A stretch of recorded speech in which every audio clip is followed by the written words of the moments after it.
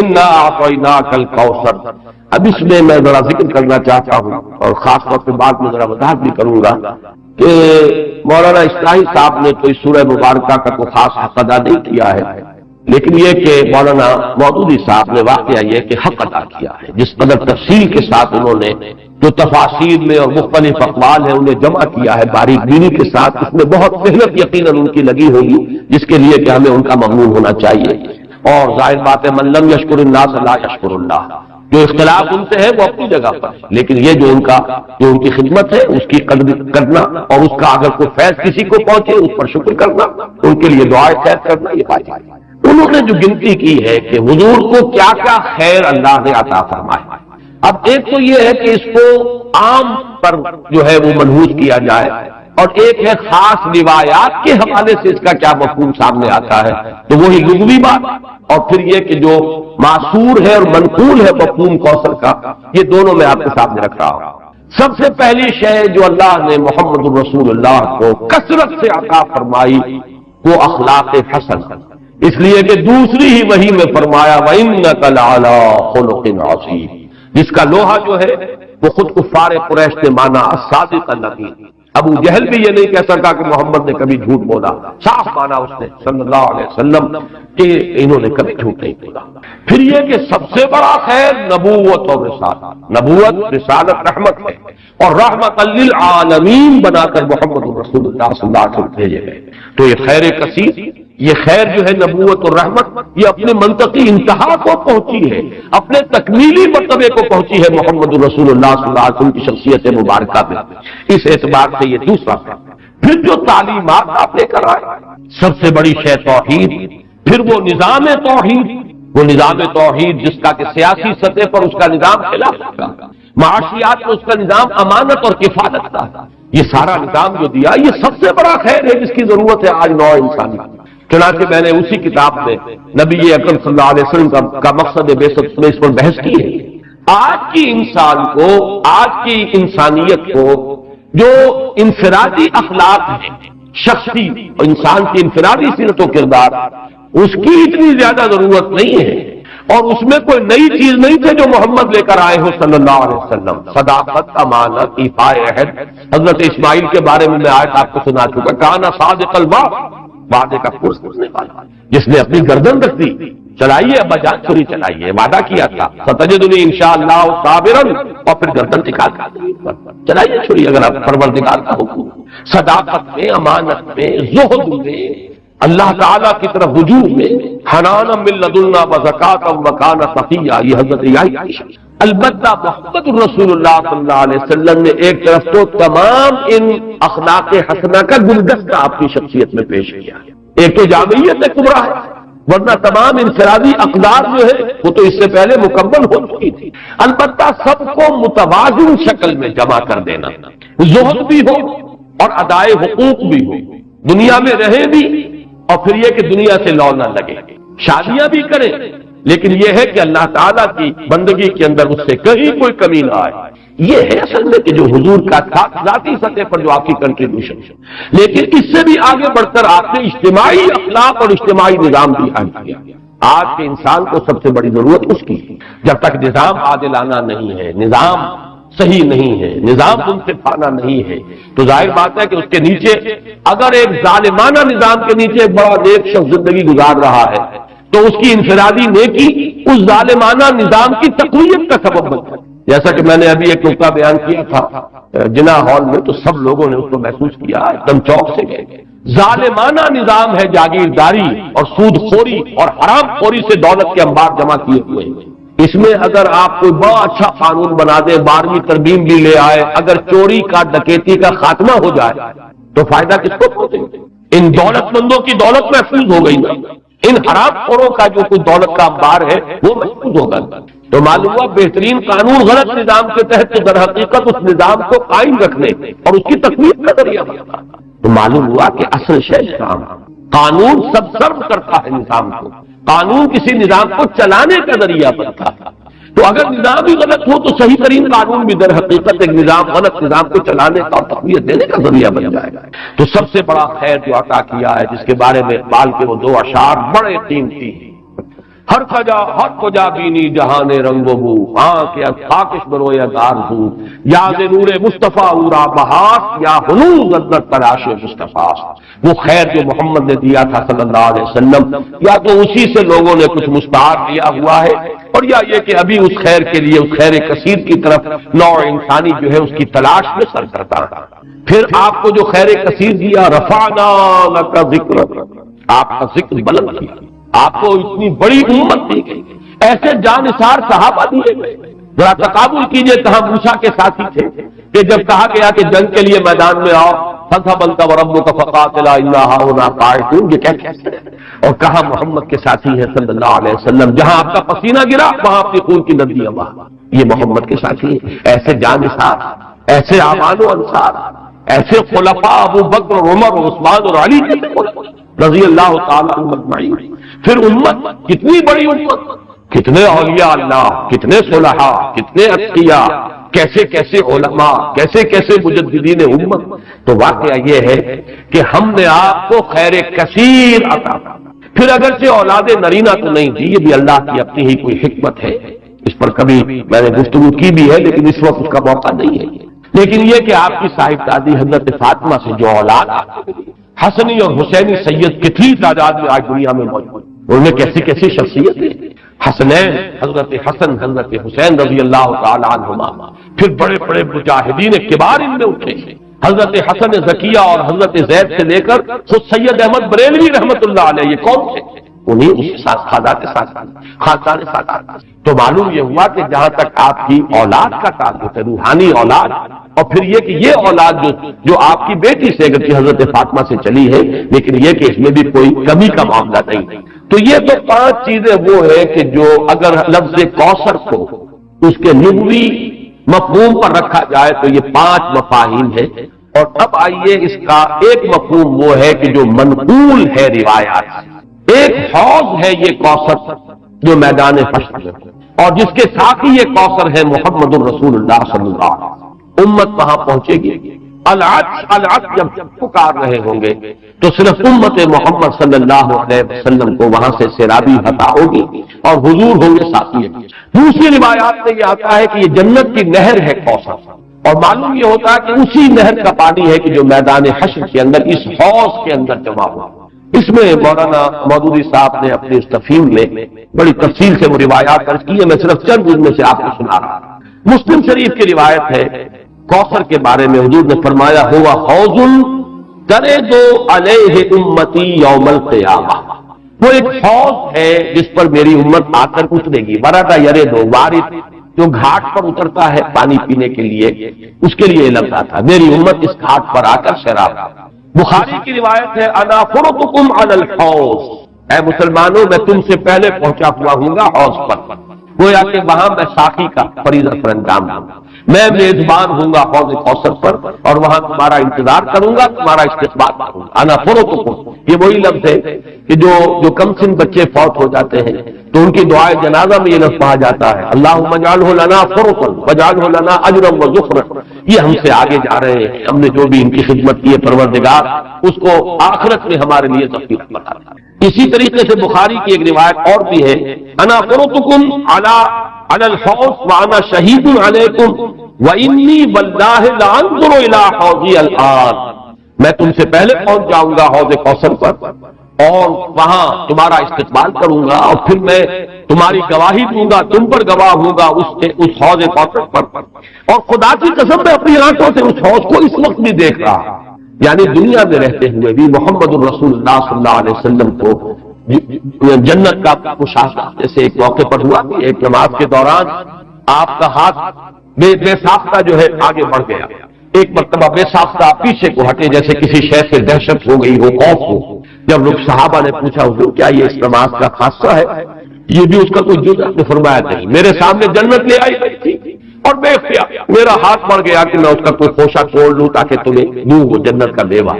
اور میرے سامنے دوزخ لے آئی گئی اور اس کا بھپکا جو تھا، اس کی حرارت کی وجہ سے مجھے پیچھے ہٹنا تو دنیا میں مشاہدہ کرایا جاتا تھا۔ اس لیے حضور نے فرمایا وَإِنِّي وَاللَّهِ لَأَنظُرُ إِلَىٰ حَوْضِي الْآنَ، میں اس وقت بھی اپنے اس حوض کو دیکھ رہا ہوں۔ البتہ ایک حدیث اور بھی ہے یہ تو حدیثیں جو ہے بڑی میٹھی میٹھی ہیں، ہم امتی ہیں اللہ کے رسول کے اور ہم پہنچیں گے، ہمیں حضور جو ہے اس حوض سے پلائیں گے، وہ آپ ہمارے ساتھی ہوں گے، آپ میزبان ہوں گے، ہم مہمان ہوں گے۔ لیکن یہ کہ ایک اور حدیث سن لیجئے تو شاید یہ ساری خوشی جو ہے ختم ہو جائے۔ امتی سے مراد کیا ہے؟ وہ نہیں کہ جو نسلاً مسلمان ہیں، مسلمانوں کے گھر پیدا ہو گئے، آج کا مسلمان نہیں، حضور کے زمانے کا مسلمان بھی اگر وہ اس معیار پر پورا نہیں اترتا، والعصر ان الانسان لفی خسر الا الذین آمنوا وعملوا الصالحات وتواصوا بالحق وتواصوا بالصبر، تو حضور کا امتی نہیں ہے۔ چنانچہ یہ روایت ابن ماجہ کی ہے، اور کہا یہ جاتا ہے کہ یہ الفاظ آپ نے یوم عرفہ کا جو خطبہ ہے اس میں ارشاد فرمایا، الا انی فرضکم علی الحوض، لوگوں آگاہ ہو جاؤ میں حوض کوثر پر تم سے پہلے پہنچوں گا، واکاثر بکم، اور میں تمہاری کثرت پر فخر کروں گا۔ اتنی بڑی امت، ایسے بھی تو نبی ہوں گے جن کا امتی ایک دو ہی ہوں گے، کتنے ہوں گے؟ حضرت نوح علیہ السلام کے کتنے امتی ہوں گے؟ اس اعتبار سے محمد الرسول اللہ صلی اللہ علیہ وسلم کے امتی انا وکاثر بکم فلا تصفدوا وجہی، تو دیکھنا اس روز میرا منہ کالا نہ کر دینا، میرا چہرہ جو ہے تمہارے اعمال کی وجہ سے مجھے پشیمانی نہ، میرا چہرہ جو ہے سیاہ نہ، یہ صدمے اور رنج سے جو چہرہ سیاہ ہو جو قرآن مجید میں آیا یوم تبیض وجوہ وتسود وجوہ، جس دن بہت سے چہرے بہت سے روشن ہوں گے، تر و تازہ ہوں گے، تابناک، اور بہت سے چہروں پر سیاہی چھپی ہوئی ہوئی۔ فلا تسودوا وجہی انی مستنقذ اناسا ومستنقذ اناس منی، بہت سے لوگوں کو میں چھڑانے کی کوشش کروں گا فرشتوں سے، وہ پکڑ کر لے جانا چاہیں گے، اور بہت سے لوگ مجھ سے چھڑا لیے جائیں گے، لے جائے جائیں گے، وہ میرے امتی نہیں ہوں گے۔ فاقول یا رب اصحابی، میں کہوں گا اے رب یہ تو میرے ساتھی تھے، یہ تو میرے اصحاب سے تھے، اور اللہ تعالیٰ فرمائے گا فیقول انک لا تدری ما احدثوا بعدک، اے نبی آپ کو پتہ نہیں آپ کے بعد انہوں نے کیا کیا ہے، کون کون سی شرارتوں میں حصہ لیا ہے، کیا چیزیں پیدا کی۔ حضور کے زمانے کے کتنے مسلمان ہوں گے جو بعد میں مسلمہ پر ایمان لے آئے، کافر ہو گئے؟ کتنے لوگ ہوں گے جب وہ داخل ہو رہے تھے، جو اگلی صورت ہم پڑھیں گے، اذا جاء نصر اللہ والفتح ورأيت الناس يدخلون في دين الله افواجا، ان میں سے کتنے یخرجون من اللہ من دین اللہ افواجا ہو گئے، فوج کے فوج، قبیلے کے قبیلے، پورے کے پورے، یا زکات کے منکر ہو کر کافر ہو گئے، اور یا یہ کہ نبی جھوٹے نبیوں کو مان کر کافر ہو گئے۔ تو اے نبی یہ آپ کے امتی نہیں ہے۔ پھر یہ کہ جنہوں نے بھی احدثوا بدعات ایجاد کی، وہ چیزیں جس کو فرمایا گیا ہے من احدث فی امرنا ھذا ما لیس منہ فہو رد، جو شخص ہمارے دین کے اندر کوئی چیز نئی بدعت نئی شے ایجاد کرے گا جو اس میں سے نہیں ہے اصلاً، وہ مردود اور وہ شے بھی مردود۔ تو اللہ تعالی ہمیں اس انجام بد سے بچائے کہ ہم تو وہاں پر پہنچے حوض کوثر پر کہ حضور صلی اللہ علیہ وسلم کے ہم مہمان اور آپ ہمارے میزبان، اور فرشتے ہمیں کھینچ کر لے جائیں، اور حضور بھی پکارتے رہ جائیں میری امت ہے کہاں لے کر جا رہے ہیں، اور آپ کو جواب ملے کہ نہیں اے نبی آپ کو معلوم نہیں، فیقول انک لا تدری ما احدثوا بعدک، اے نبی آپ کو پتہ نہیں آپ کے پیچھے کیا کرتے رہے۔ اس سے ان لوگوں کے خیال کی بھی نفی ہو جانی چاہیے جو سمجھتے ہیں کہ ہر شے جو ہے بعد میں جو ہوئی ہے وہ حضور کے علم میں ہے، ورنہ تو یہ الفاظ کہتے ہیں آپ کو پتہ نہیں انہوں نے آپ کے بعد کیا کیا۔ جو بھی اللہ بتاتا ہے، جو چیز پہنچانا چاہتا ہے پہنچتی ہے، جیسے آپ کی حیات دنیاوی کے دوران بھی جو اللہ علم دیتا تھا آپ کو علم ہو جاتا، جو اللہ تعالیٰ کی طرف سے نہیں دیا گیا تو اس معاملے میں آپ بشر انسان، بات آپ کو معلوم نہیں۔ بعد میں بھی جو چیزیں اللہ اب بھی عالم برزخ میں محمد الرسول اللہ کا جو بھی مقام ہے، جو کچھ اللہ پیش کرتا ہے پہنچاتا ہے پہنچتی ہے، لیکن جو اللہ نہیں پہنچاتا حضور کے پاس اپنا کوئی اختیار نہیں ہے کہ وہ ان تمام چیزوں کو جان لے، ورنہ یہ الفاظ جو ہے کہ آپ کو نہیں معلوم انک لا تدری ما احدثوا بعدک، اپنے زمانے کے لوگوں کا بھی جو بعد میں حشر ہوا وہ اس حدیث کی روح سے ثابت ہو رہا ہے کہ حضور کو بتایا جائے گا کہ آپ کو معلوم نہیں، آپ دھوکہ نہ کھائیں کہ یہ آپ کے زمانے میں ایمان لے آئے تھے لہذا آپ کے صحابی ہیں، بعد میں جو کچھ انہوں نے کیا ہے وہ آپ کو معلوم نہیں۔ بہرحال یہ ہے حوض کوثر اور وہ نہر کوثر جو حضور کو عطا فرمائی گئی، ان میں بعض روایات میں آتا ہے خاص طور پر کہ اس کی لمبائی اتنی ہوگی جتنی ایلاس جو یہ بندرگاہ ہے جس سے کہ سن 67 کی جنگ شروع ہوئی تھی، بلاکیٹ کر دیا تھا صدر ناصر نے، تو سن 67 کی عرب اسرائیل جنگ شروع ہوئی۔ یہ خلیج ایلا کے بالکل ٹپ کے اوپر جا کر بحر احمر جو ہے ریڈ سی اوپر جا کر تقسیم ہو جاتا ہے دو کھاڑیاں، ایک خلیج سویس ہے مغرب کی طرف جا رہی ہے، شمال مغرب کی طرف. ایک ہے یہ خلیج عقبہ، اور یہ ہے در حقیقت جو کہ شمال مشرق کی طرف جا رہے ہیں. اس کے ٹپ پر یہ ایلا، اور یہی وہ جگہ ہے جہاں پر کہ وہ یہود کا وہ قبیلہ آباد تھا جنہوں نے کہ شریعت کا مذاق اڑایا تھا اور پھر انہیں بندر بنا دیا گیا. یہاں سے لے کر عدن تک یعنی کل بحیرہ احمر جو ہے ریڈ سی، اس کی لمبائی اس حوض کی لمبائی ہے. اور فرمایا آپ نے کہ ایلا سے لے کر جحفہ تک یہ جدے اور رابی کے درمیان ایک بندرگاہ ہے، کتنی اس کی چوڑائی ہوگی؟ تقریباً نصف. اس سے بعض لوگوں نے خیال کیا ہے کہ شاید یہ بحر احمر جو ہے اسی کو اس حوض کی شکل دے دی جائے، اور اس لیے یہ چیز جڑتی ہے کہ بعض روایات سے معلوم ہوتا ہے میدان حشر در حقیقت یہی میدان عرفات ہر سال اسی کا گویا کہ ریہرسل ہوتا ہے. جیسے کفن کی 2 چادریں ہماری ہوں گی، ویسے ہی 2 چادریں لے کر آدمی میدان عرفات کے اندر حاضر ہوتا ہے اور اس کو کھینچ دیا جائے گا. وَإِذَا الْأَرْضُ مُدَّتْ، اس کو کھینچا جائے گا، اسی سے جگہ سے وہ کھینچایا جائے گا اور وہ بن جائے گا میدان حشر. اور ظاہر بات ہے کہ پھر اسی حشر میں یہ حوض کوثر ہو سکتا ہے کہ بحر قلزم ہی کو اللہ تعالیٰ اس وقت وہ شکل دے دے. اس کا پانی انتہائی شیریں ہوگا، شہد سے زیادہ میٹھا، دودھ سے یا چاندی سے زیادہ سفید، اور اس کا جو پھر حوض کے جو تہ کے اندر کنکر پڑے ہوں گے وہ سچے موتی ہوں گے اور زمرد ہوں گے اور قیمتی پتھر ہوں گے. یہ اس حوض کی شان. اللہ تعالیٰ ہمیں اس حوض پر پہنچائے اور محمد الرسول اللہ صلی اللہ علیہ وسلم کے دستے مبارک سے ہماری وہ جو اس وقت کی تشنگی ہوگی اسے سیرابی عطا فرمائے. انا اعطیناک الکوثر، میں نے لفظ کوثر کے ضمن میں دونوں باتیں عرض کر دیں. اس کو لغوی اصل پر رکھیے تو وہ سب کوثر ہے، ساری خیرات و حسنات جو اللہ نے عطا فرمائی، اور ان روایات کی روح سے پھر یہ کوثر. مولانا فراہی رحمۃ اللہ علیہ نے یہ کہا ہے کہ یہ اصل میں خود بیت اللہ جو ہے یہی کوثر ہے. اس کے گرد جو ہے پیاسے جمع ہوتے ہیں، حاجی طواف کرتے ہیں. بہرحال یہ بھی ایک وجدانی قسم کی تعبیر ہے اور اس کے اندر بھی کوئی غلط بات نہیں ہو سکتی، اس لیے کہ جب میدان حشر عرفات ہی کو کھینچ کر بنایا جائے گا تو یہ جو کالے پتھروں کا گھر جو ہے اس کی بھی اصل شان اس وقت ظاہر ہوگی. یہ بھی تو زمین پر بیت المعمور کی اصل میں علامت ہے، جو 7ویں آسمان پر والبیت المعمور، وہ بیت المعمور کی کا یہ سمبل ہے اس زمین کے اوپر جو مادی شکل میں ہمارے سامنے موجود ہے. تو اس تعبیر میں بھی کوئی بات حرج بازی نہیں. انا اعطیناک الکوثر فصل لربک وانحر، بس اے نبی صلی اللہ علیہ وسلم آپ اپنے رب کے لیے نماز پڑھیں. اب ذرا دیکھیے کہ سورہ علق میں بھی آخر میں جو الفاظ آئے کہ آپ پرواہ نہ کریں اس مخالف کی، اس ابو جہل کی پرواہ نہ کریں، اپنے رب کے لیے سجدہ کیجئے اور قریب ہو جائے، ان سے بالکل مستغنی ہو جائیے، یہ آپ کا کچھ نہیں بگاڑ سکتا. ان کی مخالفت وقتی طور پر تو آزمائشیں پیدا کرے گی، خود آپ کے لیے بھی اور آپ کے ساتھیوں کے لیے بھی، لیکن اس کا کوئی مستقل اثر نہیں ہوگا. آپ کے قدم آگے بڑھتے چلے جائیں گے، کامیابی آپ کے قدم چومے گی. آپ کا یہ دین جو ہے جو اللہ نے آپ کو دے کر بھیجا ہے یہ دین غالب ہوگا، اس کو غلبہ حاصل ہوگا. آپ کی امت کے لیے دنیا میں خیرات و برکات کے جو ہے خزانے کھول دیے جائیں گے. بس اپنے رب کے لیے نماز. اب یہ یہاں پر مراد نماز سے وہ نماز ہے جو حضور کو عطا ہوئی اور جو حضور کی وساطت سے ہمیں عطا. یہ وہ نماز ہے جس کا نظام ہے یہ 5 وقتہ نماز. یہ تو فرض ہے اور 3 اوقات اور ہیں جن میں نوافل ہے. پھر ہر فرض نماز کے ساتھ بھی فرضوں کے ساتھ اس کے رواتب جن کو کہا جاتا ہے. یہ نظام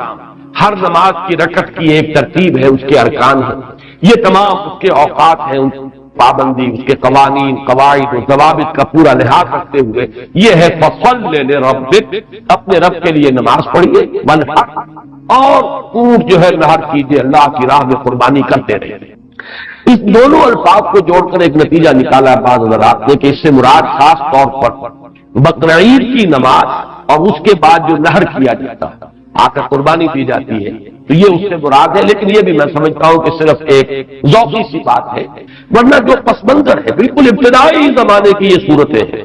اس وقت نہ بقرعید تھی، البتہ یہ چیزیں موجود تھیں، نماز آپ کو دے دی گئی اسی وقت. اور ظاہر بات ہے کہ جب تک آپ مکے میں رہے یقیناً آپ ہر سال حج کرتے تھے. کیسے ممکن ہے کہ آپ حج نہ کریں؟ جب اسی کعبے کا طواف کر رہے تھے جس میں 360 بت تھے، وہی کھڑے ہو کر نماز پڑھتے تھے اور سجدہ کرتے تھے جہاں دائیں بائیں بت رکھے تھے. تو حج کے معاملے میں تو ایسی کوئی شے تھی نہیں. مینا میں جانا ہے، عرفات میں جانا ہے، مزدلفہ میں، یا جو بھی ان کا باقی رہ گیا تھا، تو ہر سال آپ حج بھی کرتے ہوں گے اور یقیناً بہت سے اونٹ آپ قربان بھی کرتے ہوں گے. آپ نے حجۃ الوداع میں 100 اونٹ نہر کیے. جن میں سے 63 اپنے دستے مبارک سے نہر فرمایا اور بقیہ 37 حضرت علی نے آپ کی طرف سے 100 اونٹ. تو اس سے اندازہ کیجئے کہ جو ابتدائی دور ہے یہ صورتیں جب نازل ہو رہی اس وقت حضور کی جو ہے مالی حالت بھی بہت اچھی تھی. حضرت خدیجہ متمول ترین خاتون عرب کی وہ آپ کے حوالہ عقل میں تھی. اس اعتبار سے یقیناً اس وقت بھی آپ نہر